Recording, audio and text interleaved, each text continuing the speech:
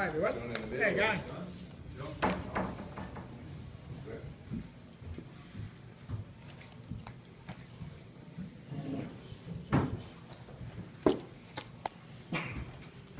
Thank you, everybody. We've got Australian Rugby League Commission Chairman John Grant, joined by Fiji Rugby League Chairman Filimoni Bosaroga, as well as Rugby League Samoa Chairman Tangaloa Fafuina Sua. I'll open up to John.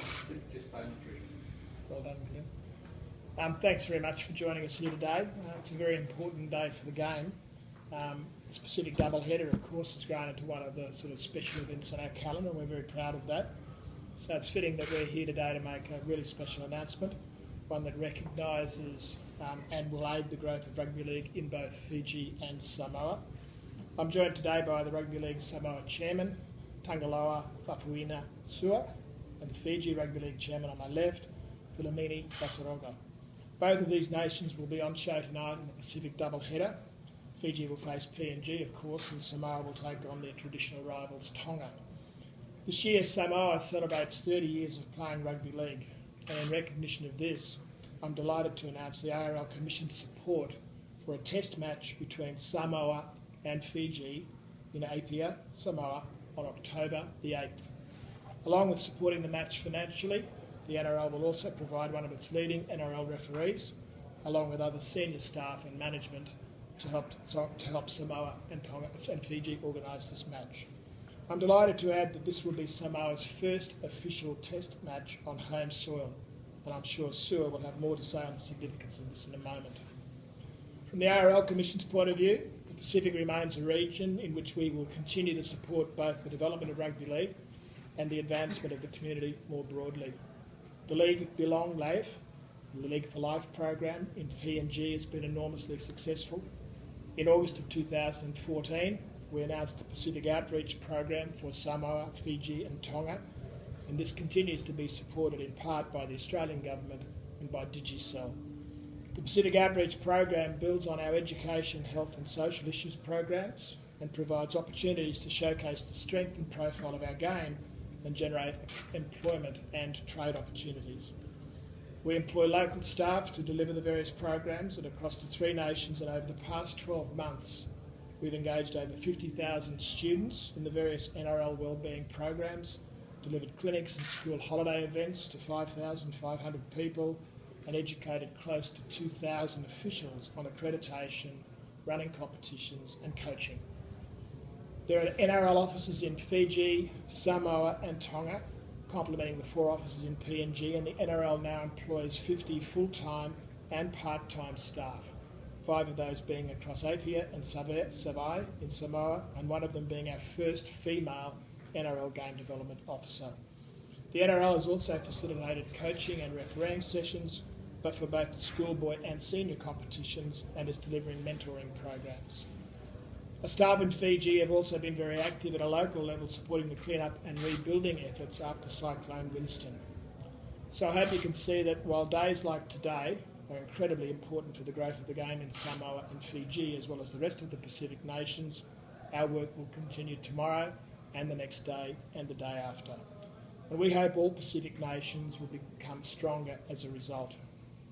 Fiji have been semi-finalists in the last 2 World Cups in 2008 and 2013 and boast a vibrant domestic competition, not to mention a number of quality players in the NRL. Tonight we'll see Kane Evans, Sizawaka and Aquila Uate in action, 3 of the most exciting players in the NRL comp. Aquila's journey from the Coral Coast of Fiji to the Central Coast of New South Wales allowed him to get an education and develop his rugby league career. Through the work we're doing in Fiji, we hope that many more young people who look up to the likes of Aquila can be able to develop their rugby league careers on home soil. Samoa has climbed the world rankings in spectacular fashion and were a stunning success in the 2014 Four Nations. Now we see Frank Pritchard travelling from the UK to play for his country tonight. It will be truly wonderful to see these nations playing each other on Samoan soil. Thank you again to Rugby League Samoa and Fiji Rugby League for the continued work they do to build the sport in these 2 nations. Thanks as well to the individuals involved, to Sua and to Filimoni for their attendance here today, and I wish them both the best today in the Pacific doubleheader and then again on October 8 in Apia. I now ask Sue to say a few words on behalf of Rugby League Samoa, followed by Philomeni on behalf of the Fijian Rugby League.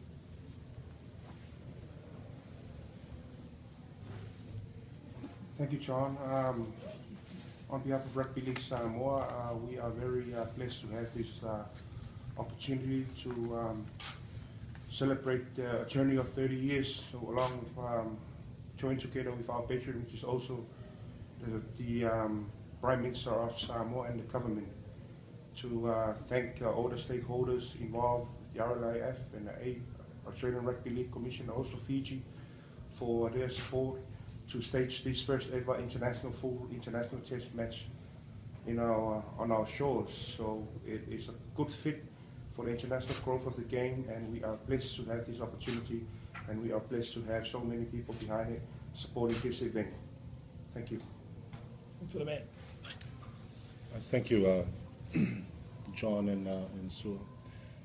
Firstly, let me congratulate Sue and Samoa Rugby League for the 30 years of their rugby league journey. It shows their determination and longevity of. I'm sure there's a lot of sacrifice that have been made between players and management and the nation of Samoa during the last 30 years, and we would like to take this opportunity to congratulate Samoa Rugby League in its 30-year anniversary. Secondly, on behalf of Fiji National Rugby League, we are excited about today's announcement, John, and we could say that we would be preparing our best team, best Bati team that we could put together to travel to Samoa and play Samoa in its first international rugby league game on its home soil on October 8th. Thank you. Thank you. Questions? Any questions? John, can anything be done to ensure clubs release players and make sure that the two teams of that game will be Yeah, really good question, and we'll work with all the clubs to do that. It'll be the end of the season, and there'll be a Four Nations team that will obviously be picked for Australia, and we'd like to think that all players who are eligible to play for either Samoa or Fiji will be able to. We don't see why there'd be any issues with that. Is it at the national? What's the name of the venue? Apia Park. Apia Park. What's the capacity there? 15,000. That's where the All Blacks and Manu Samoa had their first ever historic test match. What will this do for the game in Samoa? What will this do for the local game in Samoa? Having a test match, how will that help? Sorry. How will it help to have a test match in Samoa?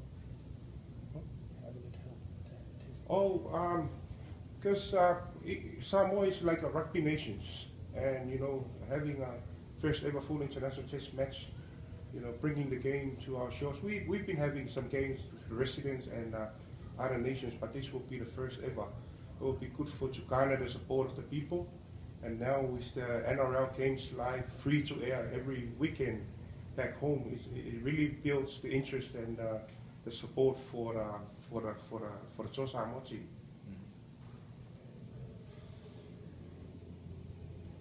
Johnny, just the number of players who aren't playing for city country, and what were your thoughts on that this weekend? I think the Telegraph counted 60 something. It's a big number. I don't know what the numbers are, but clearly there are some names that are missing. We'd like to have a better turnout. It's quite interesting that when you look at the turnout for country, I think there's been not a lot of players who are not going to play for country because they want to play for country, and I think that reflects on City. And I think it's disappointing that City won't have their best side. But we are where we are. More questions? John, did you pay for Brett Sickamonu to come back? Not to do it. I don't know the answer to that question, but I don't know. But it's a great, it's interesting about the different perspectives you get from individuals on international rugby league. It's a very big deal for those two to come back.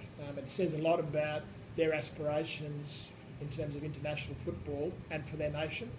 And, I think it'd be nice to have everyone of the same mind, but that's a journey too. And we started that journey last night with the Kangaroos, about building the international game, and the Kangaroos is the sort of premier accolade for players within Australia, and that will lift international competition, generally speaking. So, as we go forward, our objective is to have the best players playing for their nations as is possible, and that's the only way you can lift international rugby league. And Sua's comments before about the benefit to Samoa, the other way of looking at that is it's taken 30 years to get the Samoan national team to play on home soil.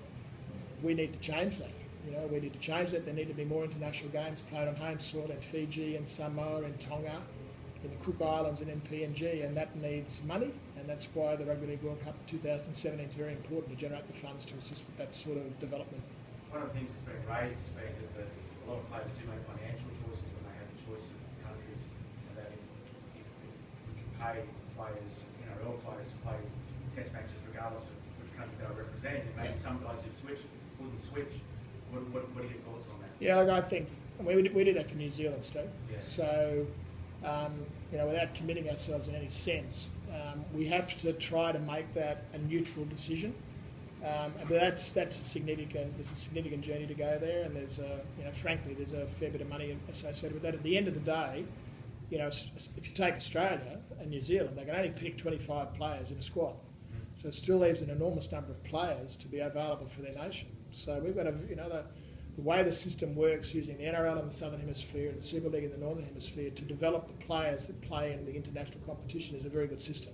So the more players we bring into those comps, the better the international game's going to be, because there's going to be more players who can compete at that international level, knowing that the two of the three lead nations, and Britain and Great Britain, of course, England as well, can only pick 25 players. So, players are going to make decisions, and they're going to make decisions that are the right decisions for them, and that's what the rules are all about, and we respect that. But within that, there's plenty of opportunities, we think, for the right players to find their way to the right teams. Thank you. Thanks, guys, very much. Thanks, Stuart. Thanks very much for the meeting. Thanks, Mr.